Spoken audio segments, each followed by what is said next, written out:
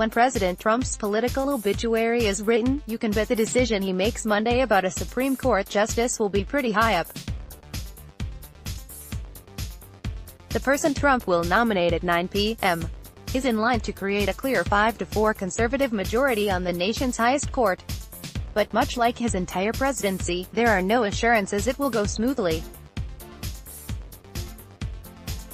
Trump will nominate a justice who could set the course of the country for years and decades to come, for good or ill, depending upon your viewpoint, but a late development this weekend reinforces that the decision isn't destined to be a home run. Trump said Sunday that his pick was down to 4 people, apparently re-adding 2017 runner-up Thomas Hardiman to the reported final 3 of Brett Kavanaugh, Amy Coney Barrett and Raymond Kethledge. Kavanaugh and Barrett have been thought to be the 2 frontrunners, but some conservatives have balked at Kavanaugh and others have worried that Barrett could risk what should be a successful nomination. Which is where Senate Majority Leader Mitch McConnell, our Kentucky, comes in. As the New York Times first reported and the Washington Post has confirmed, McConnell spoke to Trump on Friday and raised that prospect that either Kavanaugh or Barrett could unnecessarily jeopardize an expeditious confirmation of the new justice.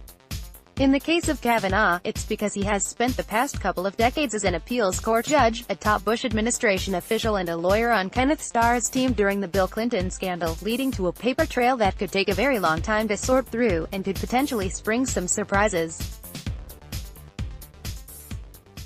Kavanaugh also notably might struggle to win the support of Senator Rand Paul, our Kentucky. In the case of Barrett, it's because she is seen as the most antagonistic toward Roe v. Wade and could feasibly lose the support of pro-abortion rights ends. Susan Collins, are Maine, and Lisa Murkowski, are Alaska, either of whose vote could doom her nomination if no Democrats cross over. The Post's Robert Costa and Robert Barnes conclude, the officials underscored that McConnell did not push any choice on the president. But, they said, McConnell did note that Hardiman and Kethledge could fare well in the Senate because their reputations and records were not as politically charged as others on the president's shortlist of nominees. Regardless of whether McConnell actually urged the president to make a specific decision, it's pretty clear what his goal is, to make sure the Senate is able to confirm somebody.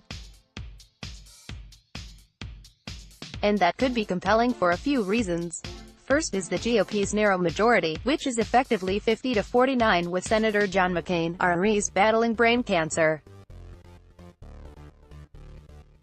The second is the lack of time to get this done before Democrats could possibly take over the Senate in November's election, which means there's urgency to get this right on the first pick. And third is Trump's lack of ideological rigidity and his desire for wins.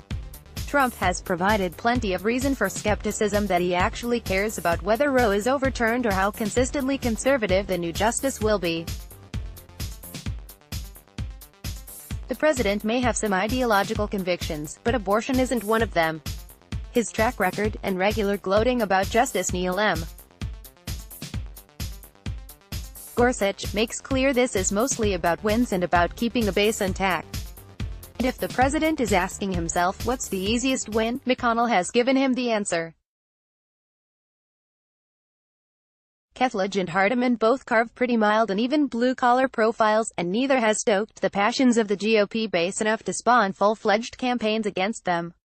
While there can always be surprises, you have to think they have the best odds of winning confirmation and doing it fast. Kavanaugh and Barrett could both make the process more arduous than it perhaps needs to be. Trump loved how tidy Gorsuch's confirmation was, and it's not difficult seeing him wanting to do that again. All of that said, this is Trump. Maybe he picks Barrett because it's the biggest base play, maybe he picks Kavanaugh because he fits the mold of Trump's conception of a Supreme Court justice, Ivy League education and all. Maybe Trump is confident enough that any of them would be confirmed that he'll just pick the one he likes best. Certainly any of the 4 would be favored to join the court in a few months' time and give conservatives that 5-4 edge.